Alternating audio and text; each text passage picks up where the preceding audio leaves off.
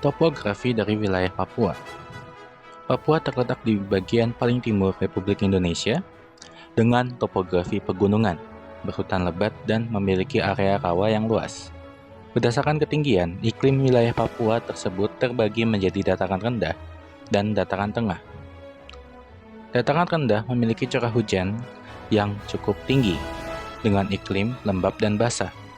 Sementara itu, dataran tengah memiliki curah hujan yang sedang dengan iklim tropis pegunungan. Morfologi dari burung cendrawasih. Cendrawasih jantan memiliki warna bulu yang mengkilap, emas, hijau, biru, atau hitam, dengan ukuran tubuh yang besar berkisar antara 50-100 cm. Sedangkan pada cendrawasih betina memiliki warna bulu yang kusam dan ukuran tubuhnya relatif lebih kecil dibanding burung yang jantan.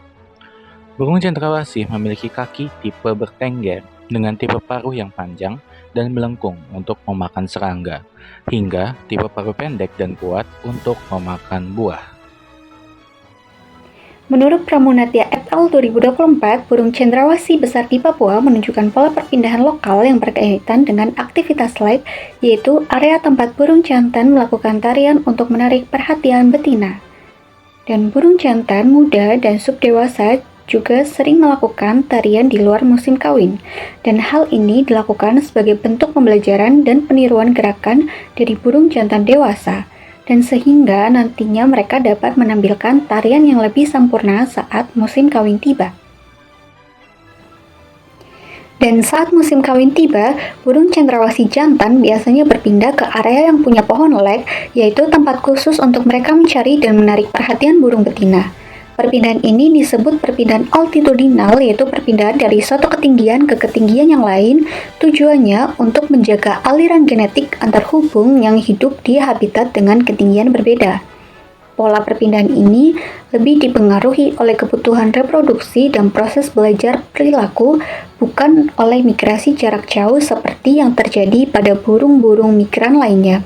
Jadi, burung cendrawasih ini hanya melakukan migrasi jarak dekat saja, dan pola perpindahannya hanya dari dataran rendah ke dataran yang lebih tinggi, ataupun sebaliknya, itu untuk mencari pohon lek untuk kebutuhan reproduksi dan untuk kebutuhan makanannya sehari-harinya tergantung pada musimnya. Aliran genetik pada burung cendrawasih dapat tetap terjadi karena adanya hibridisasi atau perkawinan antar dua spesies berbeda dari burung cendrawasih. Aliran genetik ini atau gen flow dapat tetap terjadi meskipun terdapat halangan geografis seperti adanya gunung dan perairan. Aliran genetik ini umumnya terjadi karena adanya hibridisasi tersebut.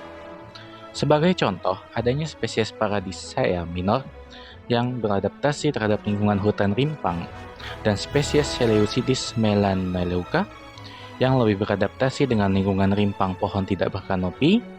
Mereka berpotensi tetap berkawin atau hibridisasi meskipun berada di habitat yang berbeda. Dapat tampak pada gambar peta Papua di atas juga, dapat tampak bahwa Paradisea minor dan Paradisea rigana itu dapat saling bertemu di salah satu tempat yang mengitari gunung di Papua atau biasa dikenal dengan Gunung Jawijaya.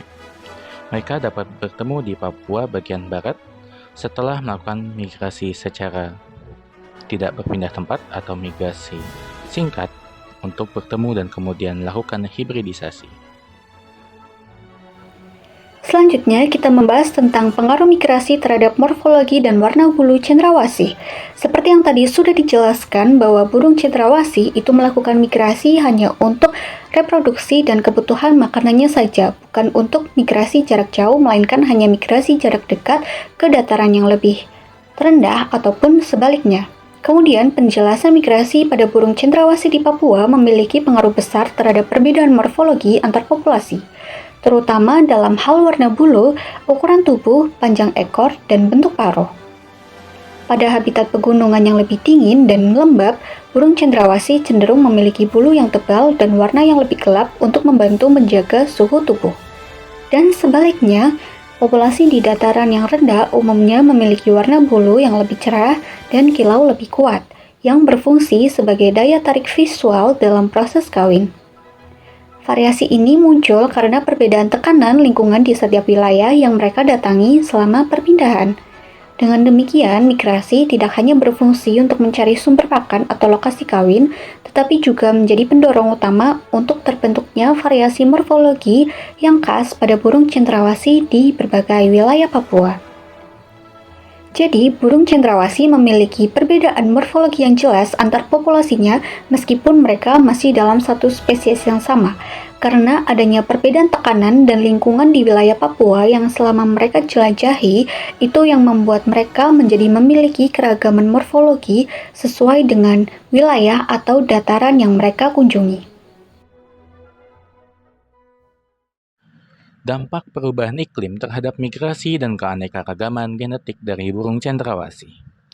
Burung cendrawasih bukanlah burung migratori atau burung yang bermigrasi secara jauh, sehingga perubahan iklim tidak terlalu berdampak pada migrasi burung tersebut. Akan tetapi, kehidupan dan keberlanjutan burung ini dan perpindahannya untuk reproduksi untuk mencari makan akan tetap sangat terpengaruh, terutama karena adanya pemanasan global atau perubahan iklim ini, dan juga adanya aktivitas manusia yang berkelanjutan dan berlebihan. Eksploitasi alam sangat berpengaruh terhadap keanekaragaman genetik dan migrasi singkat dari burung cendrawasih. Dampak perubahan iklim dan aktivitas manusia tersebut cenderung negatif terhadap burung cendrawasih. Selain daripada perubahan iklim, kehidupan burung cendrawasih juga terganggu karena pembangunan masif dan penambangan yang menggerus pohon habitat burung cendrawasih, seperti pohon lek yang digunakan untuk reproduksi mereka. Usaha konservasi yang tepat perlu dilakukan guna menyelamatkan burung cendrawasih dari ancaman kepunahan. Selanjutnya adalah implikasi konservasi terhadap populasi burung cendrawasih. Upaya konservasi yang dapat dilakukan adalah dengan melakukan perlindungan terhadap habitat alami burung cendrawasih secara in situ atau melakukan captive breeding dan konservasi di luar habitat alami atau ex situ. Konservasi harus melibatkan penduduk lokal untuk mencegah perburuan liar. Upaya konservasi juga dapat dilakukan melalui pengembangan ekowisata, sehingga habitat alami cendrawasih dapat tetap lestari secara berkelanjutan. Adanya upaya konservasi ini berdampak positif terhadap pertumbuhan populasi burung cendrawasih di alam bebas. Selanjutnya adalah kesimpulan. Kesimpulan dari pemaparan materi di atas adalah burung cendrawasih Papua memiliki pola migrasi lokal yang berperan penting dalam proses kawin dan menjaga aliran genetik antar spesies. Perpindahan antar zona ekologi turut membentuk variasi morfologi dan warna bulu sebagai hasil adaptasi terhadap lingkungan. Meskipun keberadaan burung cendrawasih terancam oleh perubahan iklim dan aktivitas manusia, upaya konservasi seperti perlindungan habitat, penangkaran, dan pelibatan masyarakat lokal melalui ekowisata menjadi kunci dalam menjaga kelestarian dan keanekaragaman genetik burung cendrawasih di Papua.